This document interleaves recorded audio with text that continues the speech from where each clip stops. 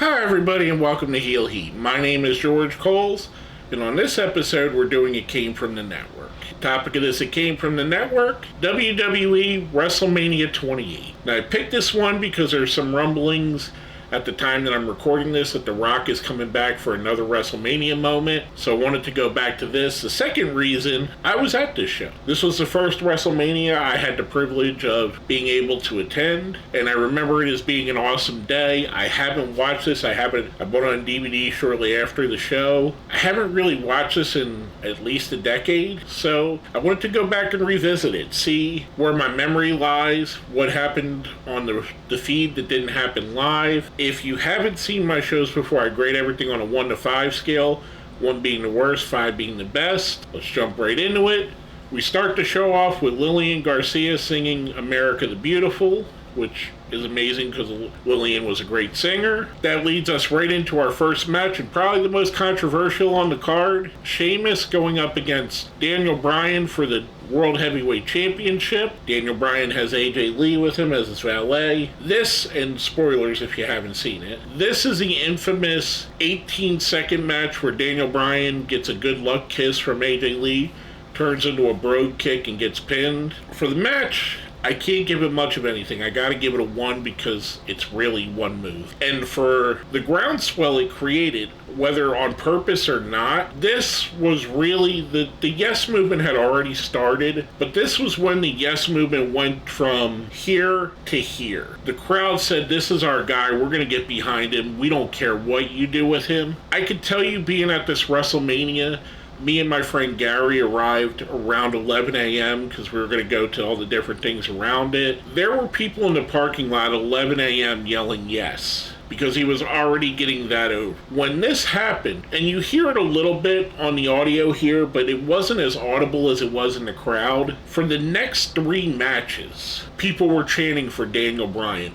all through the match. Anytime there was a quiet spot, you would hear Daniel Bryan chants, and loud ones. I don't know if the live feed picked it up. I do remember watching the DVD probably the 1 or 2 times I did watch it, and watching this, it was mostly muted out of it. You can hear it on the next match, but you can't hear it as good as you heard it in the crowd. It was very loud in the crowd. It was insane. If there was anybody that watched this live and remembers, let me know if you could hear the Daniel Bryan chants through the next 3 matches, or if it was how it shows on this version, where you can only hear it really on the next match and then not at all for the rest of the night.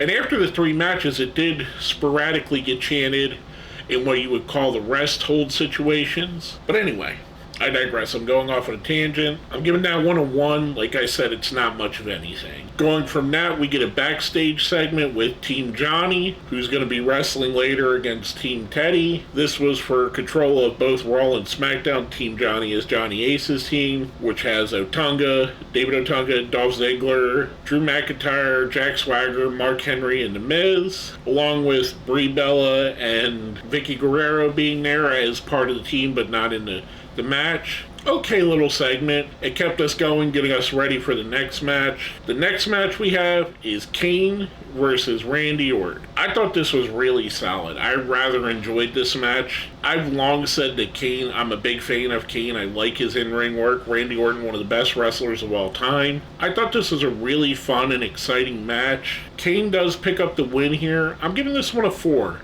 It was a definite uptick from what we got from the first match. Really solid, and a harbinger of more of what we're going to see on the card than what we seen in that first match. And going from that, we go to a backstage segment with Mick Foley and Santino Marella, and they have Captain Keith, I think they said his name was. I never watched a show from Deadliest Catch, and they're kind of breaking crab legs. As they're being goofy, Ron Simmons walks into the frame, says his famous catchphrase, "Damn!" And I know that's a terrible Ron Simmons impression, but you get the point. Pretty cool little segment, pretty hilarious. I always thought that when Mick Foley and Santino interacted, they always were funny together. And Ron just has that timing. Even though he's a badass, his comedic timing is impeccable. And then going from that, we get an Intercontinental Championship match. Cody Rhodes defending against The Big Show. The story in this is The Big Show had a less than stellar WrestleMania record at this point, and Cody Rhodes was egging him on with that. And I believe that Big Show needed the Intercontinental Championship to complete his Grand Slam. This was a fun match. I do think it could have been a lot better. I feel like there was a lot of nerves in this, and I don't feel like it never ever really got to a level where like Randy Orton and Kane did. It felt like it was just a little bit short of that. For that, Big Show does pick up the win. I'm giving this match a 3. I thought it was good, but I expected a little bit better, and it could have just been the placing on the show and being this early into Cody Rhodes' career. And that's no knock. Cody's always been great, but it just didn't feel like this felt important at the time. Now, going from that, we get a tag team match, and this is something that's indicative of the women's wrestling of the era. We have Kelly and Maria Menounos from, I think it was Entertainment Tonight or whatever show, going up against Beth Phoenix and Eve Torres. This was a mess. This was not a great match. This is, like I said, it's indicative of the Divas era wrestling from women of the time. This was before the major change when women like AJ Lee and Paige and the Four Horsewomen really made women's wrestling in WWE something special. This was just a gimmick match to get a superstar celebrity on the show. Kelly and Maria Menounos pick up the win here. I'm giving this one a 1. Like I said, it was what it was.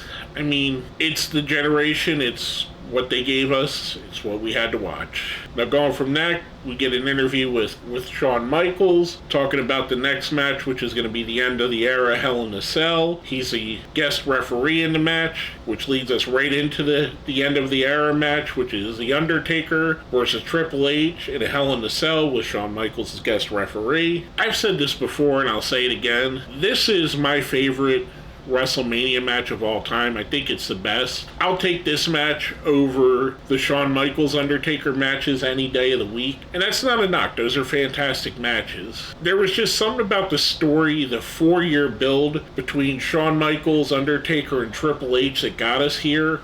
And the fact that you got two guys that are synonymous with Hell in a Cell and Triple H and The Undertaker, two of the most successful Hell in a Cell wrestlers there are, in that confines, ramping up the brutality, it just made it really special in my opinion. This was an absolutely fantastic match. As you can tell by it being WrestleMania 28, Undertaker does win the match. I thought it was fantastic, and I don't do this often, but if Dave Meltzer could do it, I can do it too. I'm going to break my scale for this one, and I'm giving this one a 6. Next up, we get our obligatory Hall of Fame ceremony where we see all the Hall of Fame people. I believe this year it was Yokozuna, the Four Horsemen, Ron Simmons, Edge, and I'm probably leaving off some people, and I do apologize, but those were the main people of the class. After that, we go into a backstage segment with Heath Slater, trying to talk Flo Rida into letting him be part of his song later, which ends up with Flo Rida pushing Heath Slater down.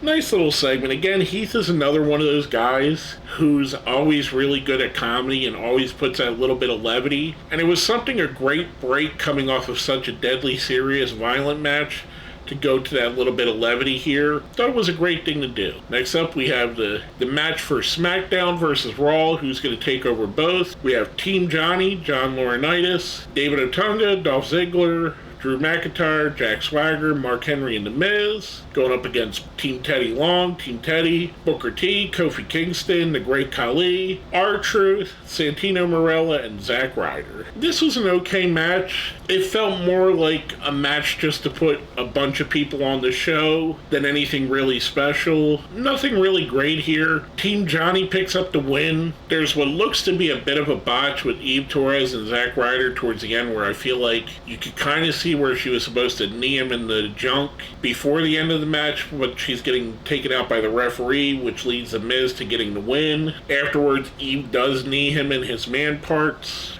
Team Johnny picks up the win here. I'm giving this one a 3. Going from that, we see Team Johnny celebrating in the back. They go past CM Punk. There's an interaction with the two. John Laurinaitis says to CM Punk, "You're a hothead.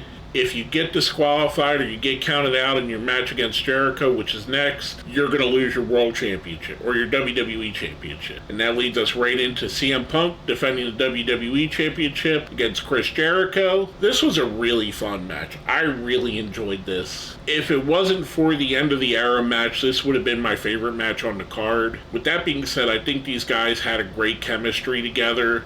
They worked very well together. You got two of the great wrestlers of this generation, of that generation, going up against each other here. Two of the great talkers of all time that really built this feud. There was a lot of animosity brought into it. I thought it was really fun. Ultimately, CM Punk picks up the win with the Anaconda Vice.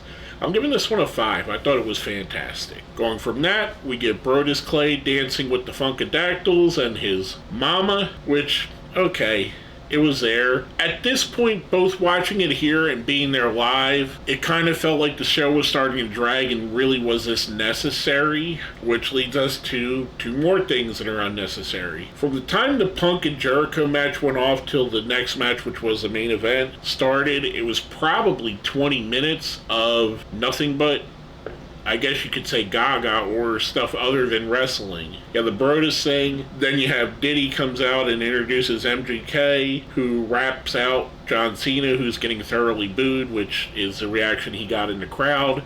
This was in Miami, which is The Rock's hometown. That's followed up by Flo Rida, who raps The Rock out to the match, which Rock gets a tremendous ovation. We get the match, the once in a lifetime, not really though, because they rematch the next year, The Rock versus John Cena. I will say, this was the loudest I've heard anyone cheer ever. When The Rock came out, that stadium was absolutely shaking. And I don't mean that in like a literal or hyperbole. The stadium was shaking up and down. People were jumping up and down and screaming for The Rock. I've never seen anything like that before. I've seen a lot of people, a lot of wrestling matches. I've seen The Undertaker twice at WrestleMania. I've seen Steve Austin come out. Arguably not a WrestleMania setting. I've seen the Road Warriors when they were at their height getting Road Warrior pops. Nothing I've seen compared to this. And I know it's a perfect storm, his hometown, his return, being the biggest star in the world, but it was just amazing, that feeling being there. This match was much like the Rock and Hulk Hogan match, where it's more about the spectacle than it is the actual in-ring.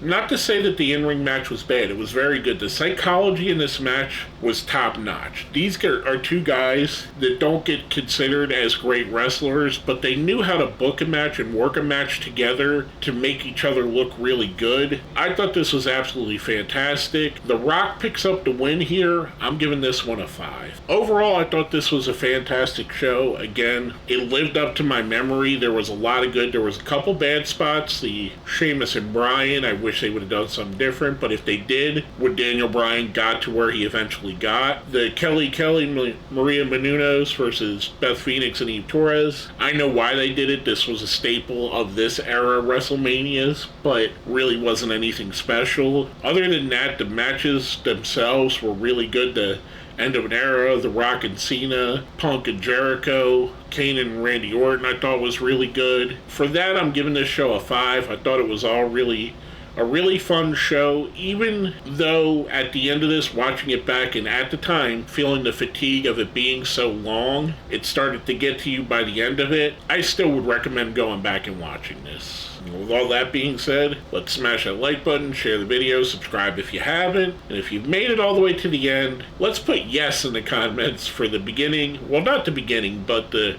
real jumping off point of the yes movement. This is where the yes movement went to the stratosphere. So let's put yes in the comments. With all that being said, my name is George Coles, and this has been another It Came From the Network.